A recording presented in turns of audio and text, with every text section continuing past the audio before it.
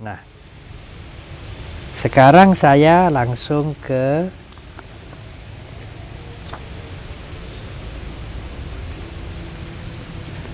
halaman 245.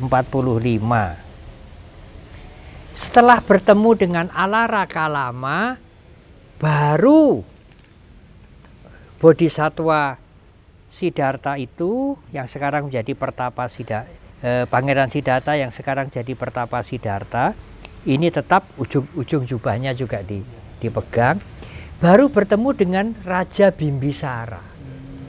Jadi Raja Bimbisara tidak bertemu lebih dahulu, baru Bodhisattva bertemu dengan Alara Kalama Udaka Ramaputra, tetapi Bodhisattva berguru dulu dengan dua wanita, Sakya dan Padma. Berguru dulu ke Alara Kalama. Tidak puas meninggalkan Alara Kalama, pindah patah masuk ibu kota Rajagaha, ibu kota Magadha, Rajagaha. Di situ rakyat melihat, lapor kepada Bimbisara, Bimbisara bertemu bertemu dengan Bodhisattva yang ingin share kerajaannya separuh, lalu Bodhisattva menolak. Kemudian Bimbisara mengatakan, kalau Anda sudah mencapai pencerahan, saya yang pertama, raja yang pertama. Nah, ini Bimbisara di Bukit Pandawa. Berarti beda cerita Bang dengan Kerawadi. Beda cerita. Nah, yang ini setelah bertemu dengan Raja Bimbisara, baru Bodhisattva berguru kepada Udaka Ramaputa. Ini Udaka Ramaputa. Halaman 248, 249. Yang 249 itu di cropping, ya, yang di depan, paling depan itu adalah Udaka Ramaputra. Ya. Nah, karena tidak puas juga berguru dengan Udaka Ramaputra, maka Siddhartha, Bodhisattva Siddhartha bertapa menyiksa diri.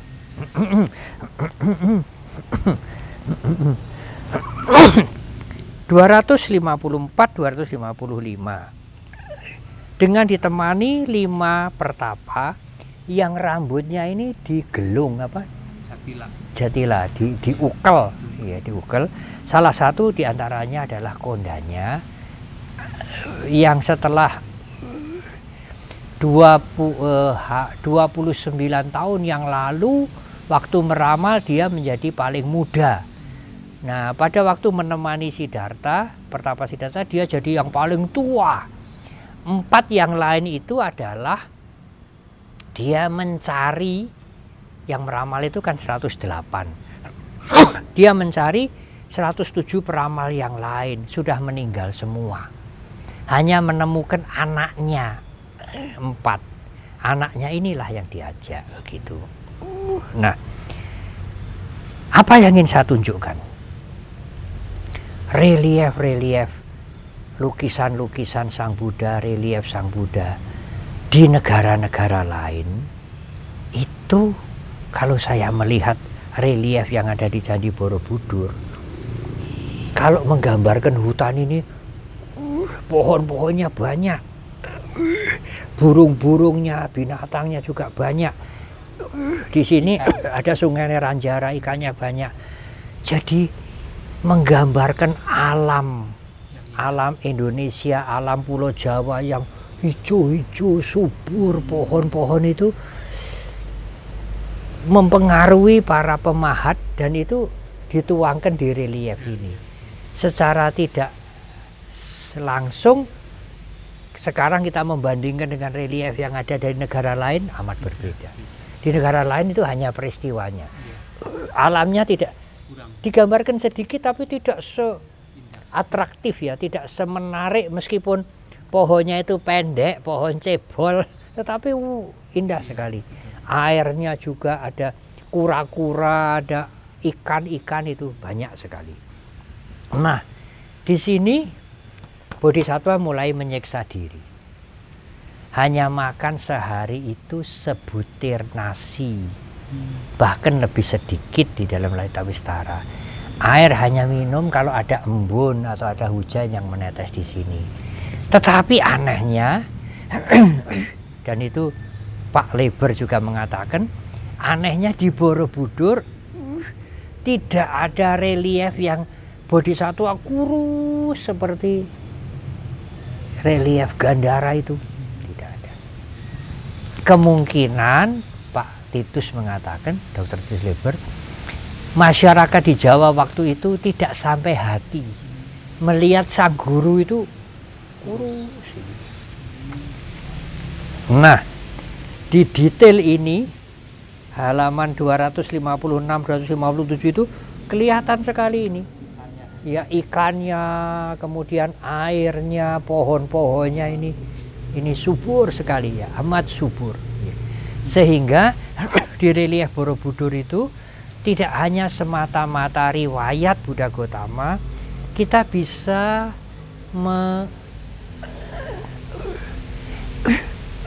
meraba atau bisa mengetahui bagaimana alam di zaman Borobudur, alam Indonesia, kesuburannya, buah-buahannya, pohon-pohonnya, juga alat-alat musiknya, cara berpikir cara berpakaian bangsawan, kemudian keadaan di dalam istana dan lain-lain dan lain-lain. Itu disesuaikan dengan tradisi di Jawa pada zaman itu. Ya tentu ada pengaruh dari India ya, tetapi tidak persis India. Itu disesuaikan dengan kondisi real yang ada di Jawa. Nah, ini menarik sekali. 258-259 ibunya datang kepada Bodhisatwa Siddhartha yang bertapa sampai kurus sekali. Ini tidak tampak kurus ya, dan ini ada dupa yang menyala di depannya, dan sang ibu sayang, wajahnya sudah aus ya, ini beranjali memohon kepada putranya yang sekarang menjadi pertapa untuk berhenti tidak melanjutkan bertapa seperti itu. Ini ada banyak sekali pohon-pohon, di atas pohon ini ada burung, ini juga ada burung yang ada di sini. Jadi flora dan fauna itu digambarkan dengan baik sekali ya. Saya langsung ke halaman 254. Maaf, 264.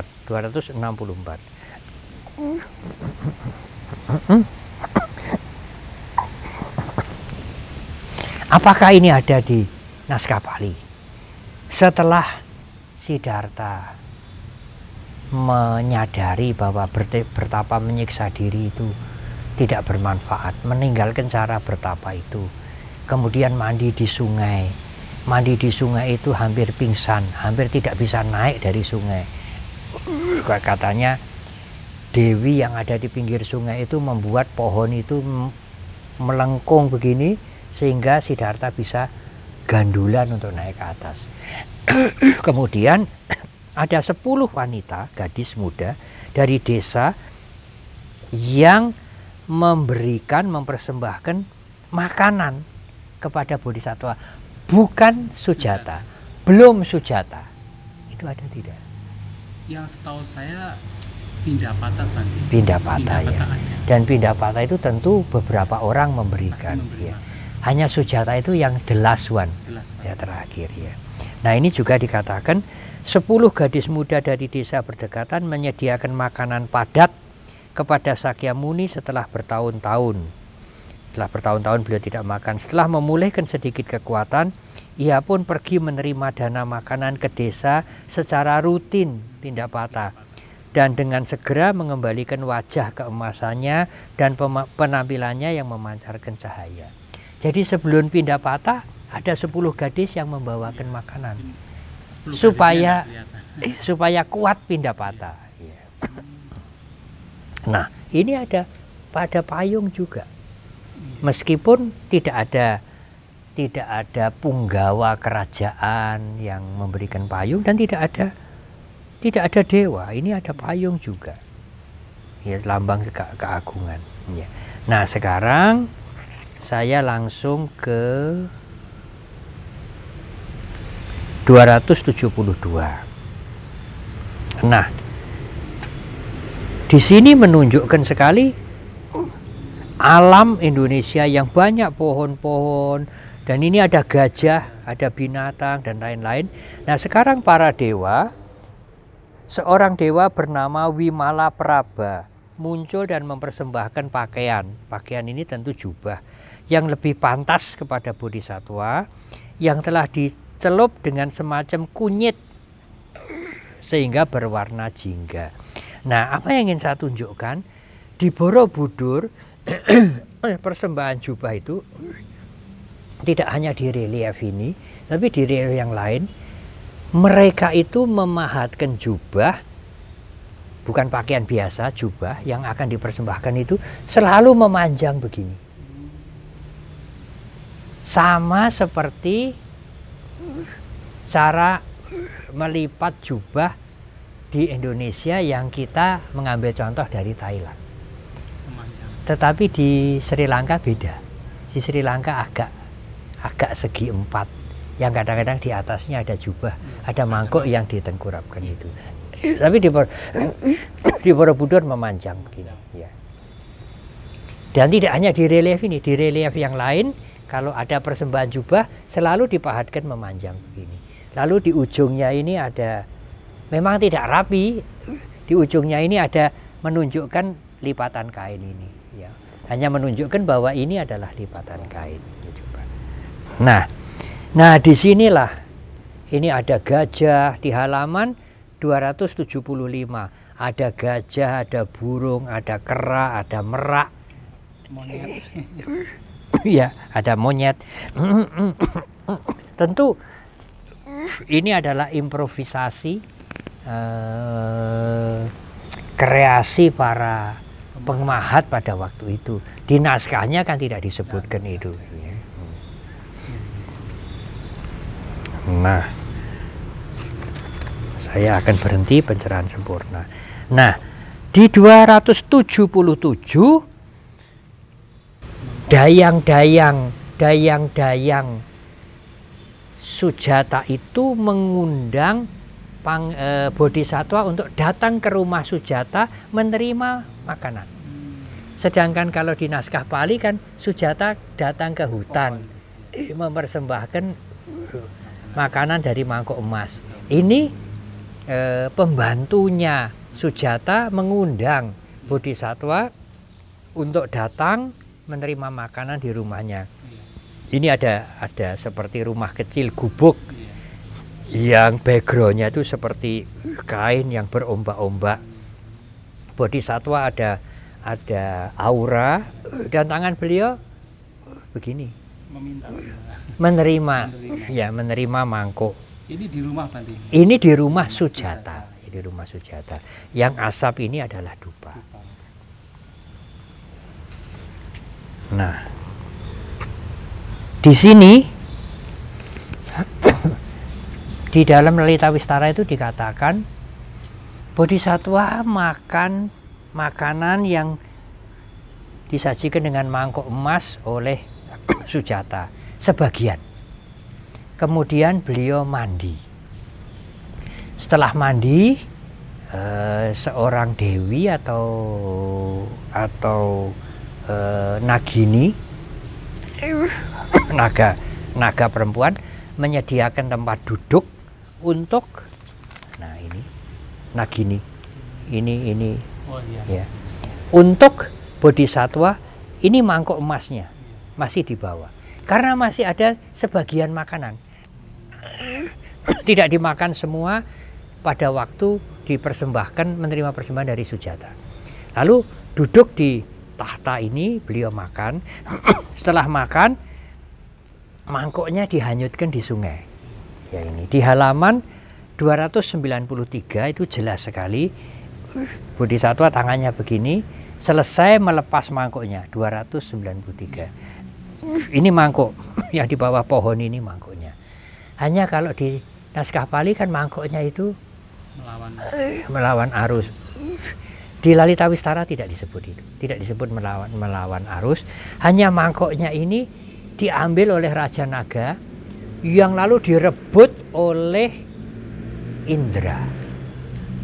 Indranya hampir kalah. Nah, supaya menang, Indra menyaruh rupa menjadi Garuda. Oleh karena itu Garuda dengan naga itu musuh bebuyutan. Nah, di sini digambarkan peperangan itu tidak digambarkan. Rebutan. Ya, rebutan itu tidak digambarkan, tetapi hanya digambarkan Raja Naga yang membawa mangkok di relief 292 menyerahkan mangkok itu kepada Indra yang akan dibawa ke Tawatingsa ya. Indra itu bermukim di Tawatingsa, tetapi raja dari Catu Maharajika, begitu. Bukan Tawatingsa, Saka. Bukan raja Catu Maharajika, bukan. Yang Catu Maharajika 30. Oh, itu Tawatingsa itu Tawati 33, lalu Indra menjadi raja. Rajanya. Mengapa kita bisa mengatakan dengan pasti bahwa ini adalah Indra? Belakangnya. Karena di belakangnya ada kendaraannya, yaitu Airawata yang ada belalai di atas kepala dan telinganya lebar.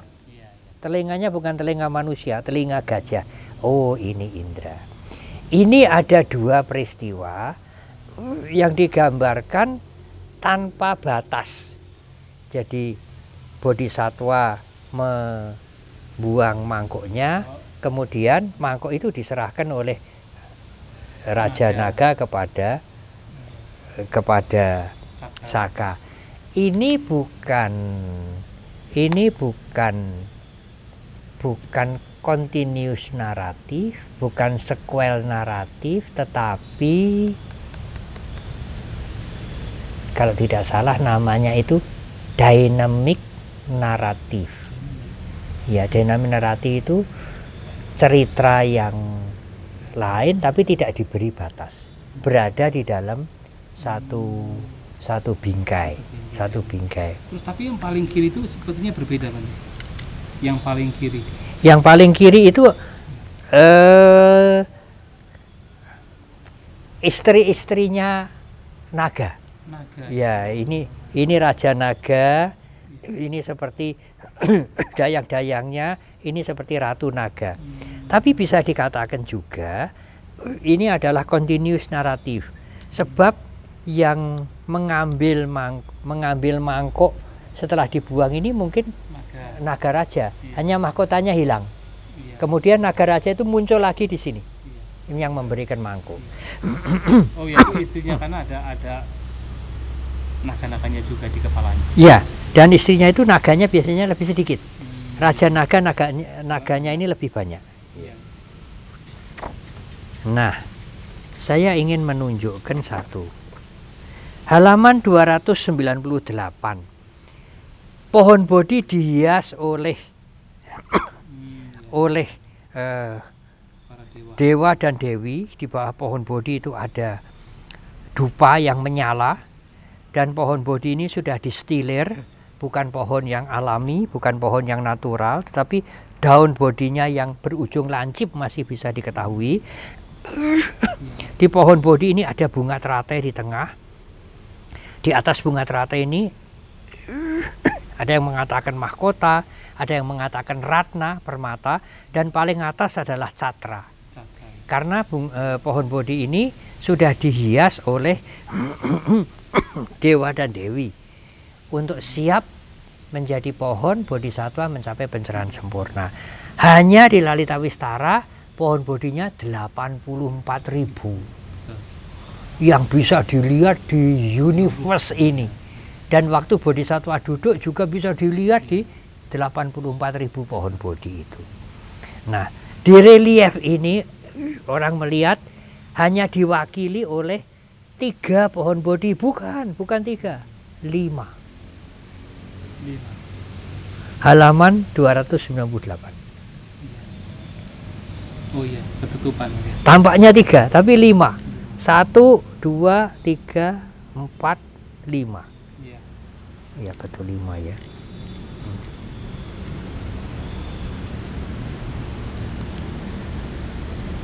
Tapi sebenarnya banyak Bante. Mau ada lebih. Banyak Bante ya. 1, 2, Belakang-belakang 3, 4, 5, 6, belakang-belakang 7. Ya. Banyak. Di buku ini hanya disebut 5. Oh, ini banyak. Belakangnya Ya. Satu hal, ini sederhana tetapi perlu diketahui. Halaman 301. Bodhisattva belum mencapai pencerahan. Duduk di bawah pohon bodhi. Ada aura, ada dupa yang menyala. Ini selalu ada di Borobudur. Selain dupa, bunga atau juga makanan. Lalu ada segitiga. Ini juga menjadi pertanyaan banyak beberapa arkeolog. Lalu juga ada beberapa biku yang mengatakan, apa ini segitiga? Saya membaca beberapa buku, tidak sengaja membaca buku tentang simbol-simbol. Di simbol-simbol tidak berhubungan dengan Buddhis. Cerita tentang simbol secara umum. Segitiga itu untuk pemahat melambangkan api. Kalau segi 4 tanah. Kalau bulat air. Kalau bidang atau garis tidak lurus, ombak begini, bukan air, angin. Jadi Catu Mahabhuta, 4 unsur utama itu, kalau persegi tanah, unsur padat. Kalau bulat unsur cair, air. Kalau segitiga api. Kalau berombak begini udara. Nah ini bagaimana kok bisa api di sini? Iya, harus tanya ke pemahatnya. Terus kalau ada seperti ada dupa apa itu, ini sebagai apa? Penghormatan? Rasanya itu persembahan para dewa ya, karena pada waktu itu tidak ada manusia lain. Ya. Dan meskipun di alam manusia ada manusia, nanti bertemu dengan manusia, bertemu dengan banyak orang, juga ada dupa menyala. Dan selain dupa ini ada bunga. Sebetulnya yang di sebelah kiri ini bunga, yang sebelah kanan ini dupa yang berasap. Ini bunga. Kadang-kadang juga makanan. Jadi dupa, bunga, makanan itu di Rileh Borobudur, di Jataka, di Awadana, di Lelita Wistara itu selalu ada. Jadi mungkin subur banget gitu ya, makmur banget. Jadi makanan, bunga, tetapi juga dupa. Kemudian peti. Jadi para raja bangsawan itu tahtanya itu bawahnya umumnya seperti tempat duduk begitu. Di kolongnya itu ada peti. Ada kotak begini, tutupnya agak seperti trapesium begini, lalu ada penguncinya, ada ikatannya. Ditafsirkan peti itu adalah tempat menyimpan harta. Kemudian ada tumpuan mangkuk, kadang-kadang mangkuk kosong ditumpuk, kadang-kadang ada makanannya, ada buah-buahnya, itu makanan. Tapi juga mungkin sandang pangan juga. Peti itu mungkin lambang dari pakaian, kemudian makanan itu pangan. Jadi kalimat sandang pangan itu mungkin sejak zaman dulu. Saya akan berakhir dulu, ini terpaksa harus disambung, pencerahan sesaat sebelum pencerahan sempurna.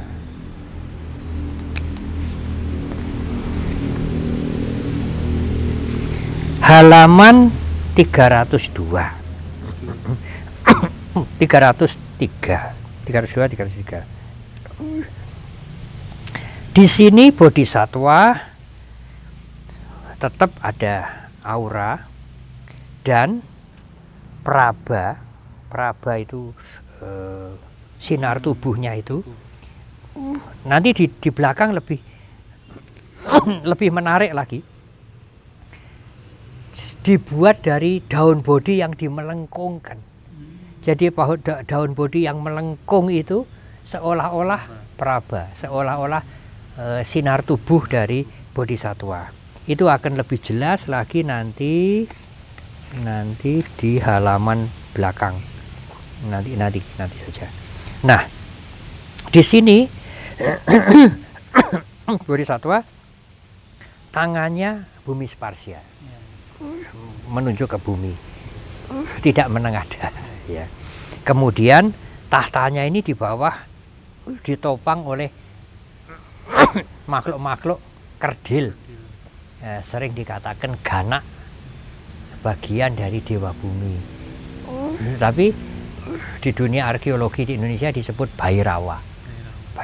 Nah, yang menarik lagi, di dekat tangan bodhisatwa yang begini ada dewi yang membawa mangkok yang muncul setengah badan. Dewi kan? Ya, badannya yang separuh masih di dalam bumi. Di sini dewi itu disebut dewi bumi, namanya Setawara. Seta panjang Setawara.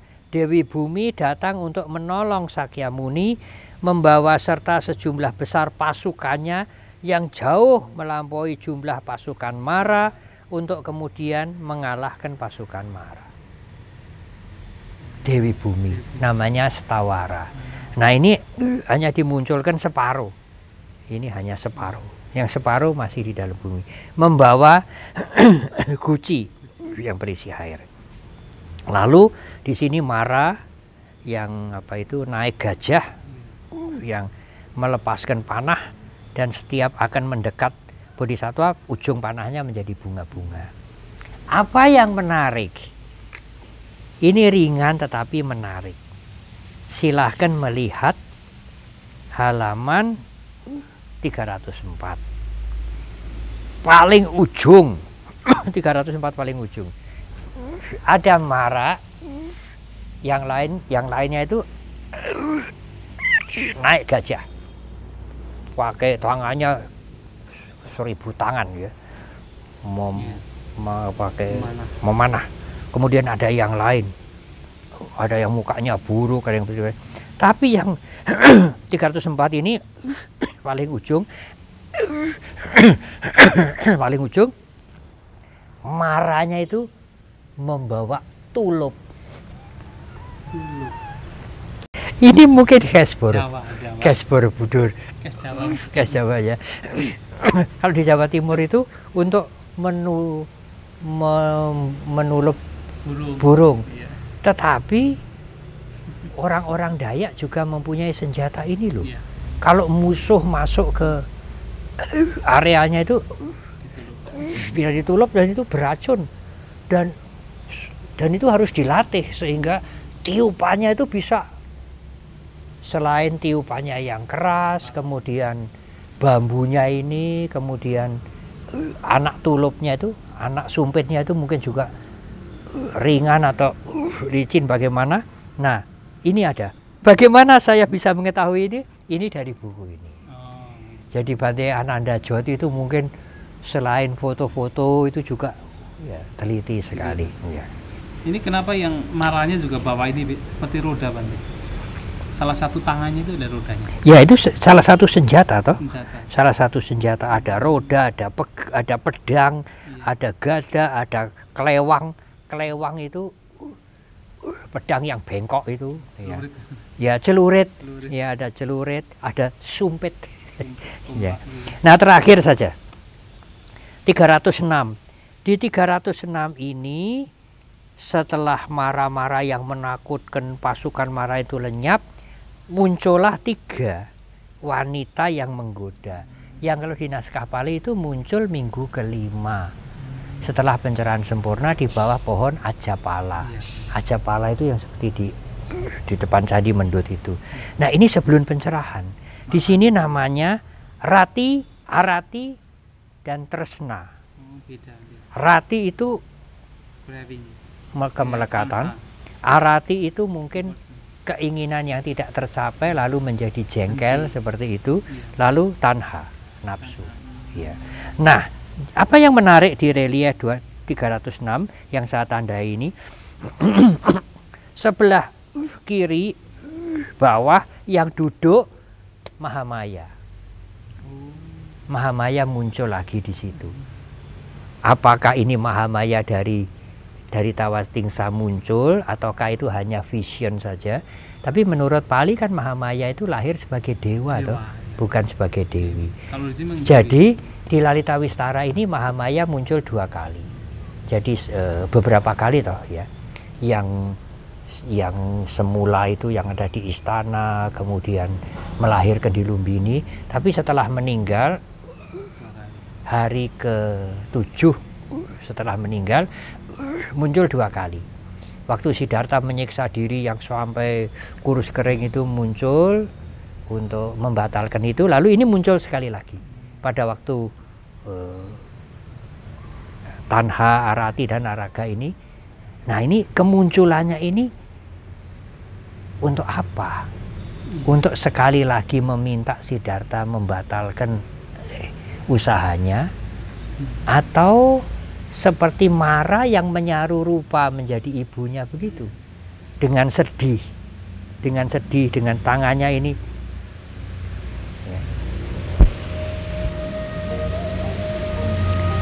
Nah, apakah ini di Lalita Wistara ada? Coba nanti dicek. Apakah? Yang jelas di Nidana Kata tidak ada.